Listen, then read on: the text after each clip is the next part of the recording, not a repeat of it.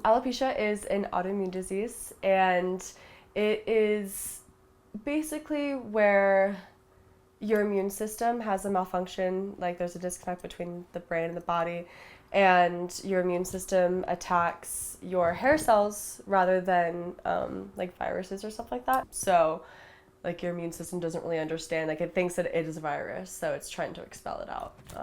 Just it's an autoimmune disease that makes you lose all of your hair depending on what type you have, and there's several different types of alopecia. There's alopecia areata, alopecia universalis, so that's kind of like the two extremes. But alopecia areata is just like spotty hair loss, and alopecia universalis is like full hair loss. And I go through cycles between having some like patches, I have my eyelashes sometimes, I have my eyebrows sometimes, get like peach fuzz on my head, and yeah, and then right now I got nothing and I'm loving it. So I got diagnosed at a like very impressionable age.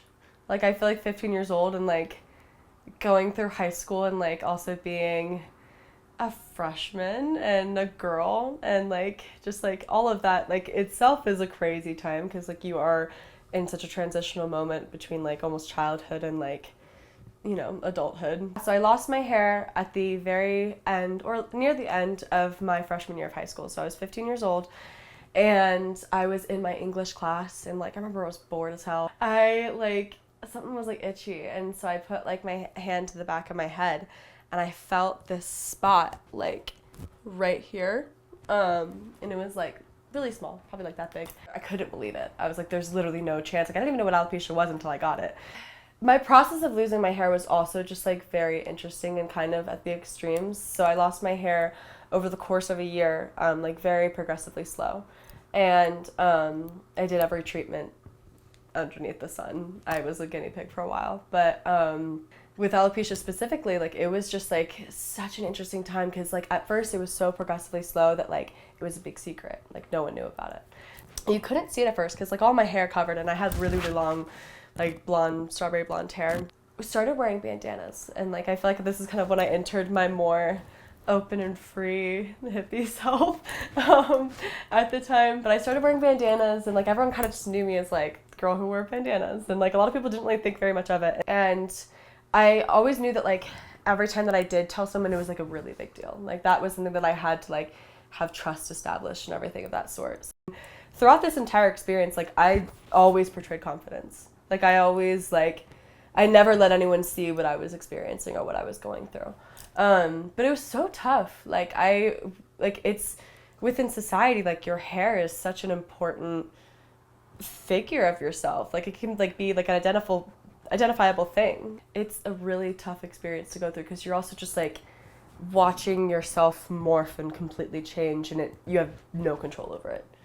It was so progressively slow, and I remember I would like sit and I'd just cry in front of the mirror.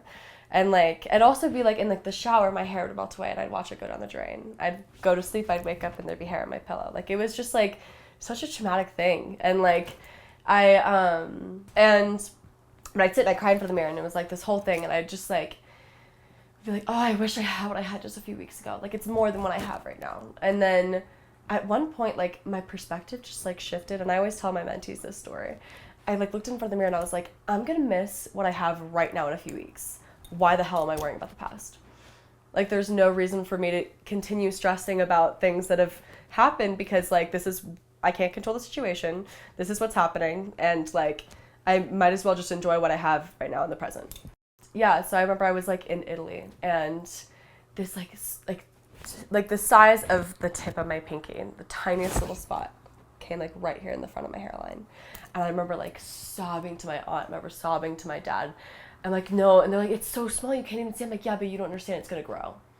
And that's where it's gonna be noticeable. That's when people can see it. Like in the back, I can hide it. It's in the back, like you can't see. But like in this time, like I was so young, like I didn't really understand like myself. I didn't understand my confidence. I didn't really know who I was as a person, as like everyone who the hell knows that when you're that young.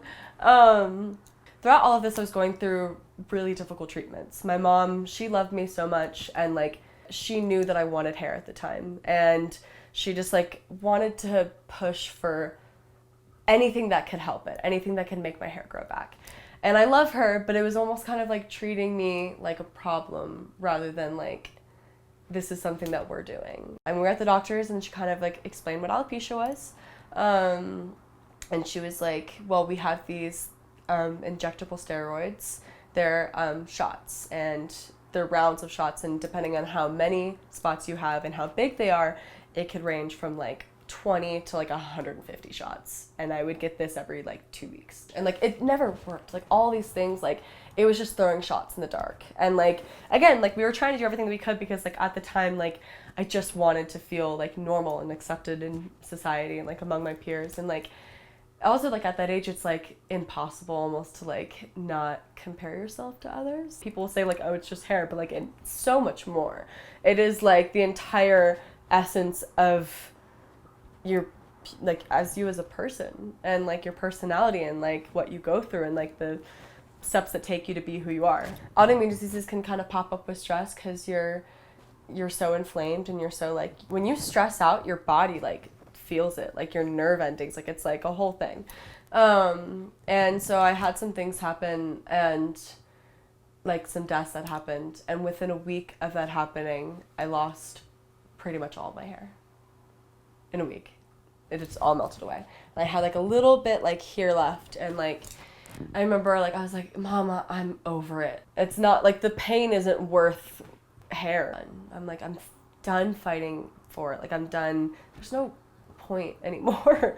Everyone was crying in the shop, and I remember like I came home because it was so shocking. Oh my gosh, like seeing myself.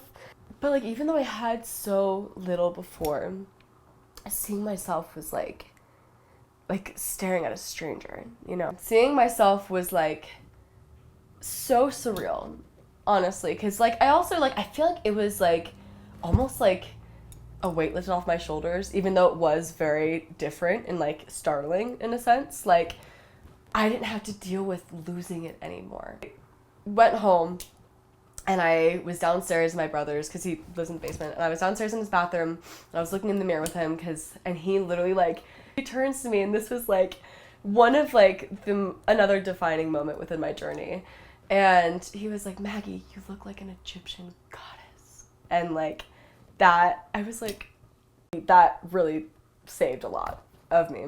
And so that night I remember I got all ready and I was gonna go out with my dad. We were gonna go to a movie and dinner, and I remember I walked in and every single person that was in that restaurant was looking at me. And it took me a while to like really kind of get into myself, but I was like, okay, if everyone's gonna look at me, I might as well give them something to look at. And I feel like that's kind of the steps of where I got to be who I am now. And I remember one day in COVID, this man came up to me, and I thought he was like a guardian angel. He came up to me and he was like, you are here for a purpose. You are this glowing light. Like you need to take that and like run with it, and like you need to be this beaming light in life. You need to like show that and give that and like pour out to others because you have so much of it. I really kind of found myself throughout high school, but really like the transition between like high school and college and like all of that, moving across the country and not knowing a single soul being here. That was really where I was able to just like exist. Like no one knew me with hair. That wasn't my hair loss wasn't my story. Me just being me was able to like become my story. And I was crazy. I'd run around with butterfly wings on and I'd dance with every stranger in the street, and I met so many people.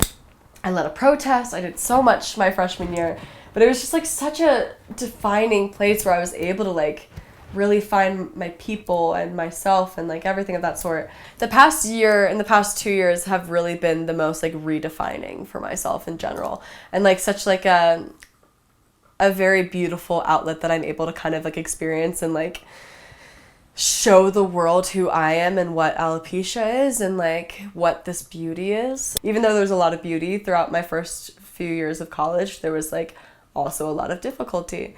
And it was really cool to be able to kind of step away from that and like experience things. And so one of my best friends, Tyler Teller, he got me into writing music. It was like such an outlet where I was able to fully express myself and fully like tell my story and tell the experiences that I've been through and that I'm going through. And I've been writing music for a little over a year now, and I just started recording my music, and that's been really fun. And I started going to the circus, and that also changed my life. And I got to just really redefine what that meant in my life, and redefine what movement meant, and like passion, and showing that, and creating artistry, and telling a story with your body. It's such a beautiful experience. It's taught me so much. It's taught me patience with myself. It taught me a lot about like learning how to love yourself, which I feel like can be a very like difficult thing, and like a really misunderstood thing to like learn. But really just finding the truest form of self-acceptance has really been like the biggest part of this journey. And like, again, I feel like going back to my 16, 15-year-old self, if I told my 15 version of myself what is happening in my life now, she would not believe it in any way, shape, or form. And there's just so much beauty within change. And like, we're always going to be evolving creatures, and it's always going to be something that we can do better every single day. But just like kind of finding yourself and yourself among your peers is like one of the most beautiful things, is that's like what can help you thrive and like continue on with that. But yeah.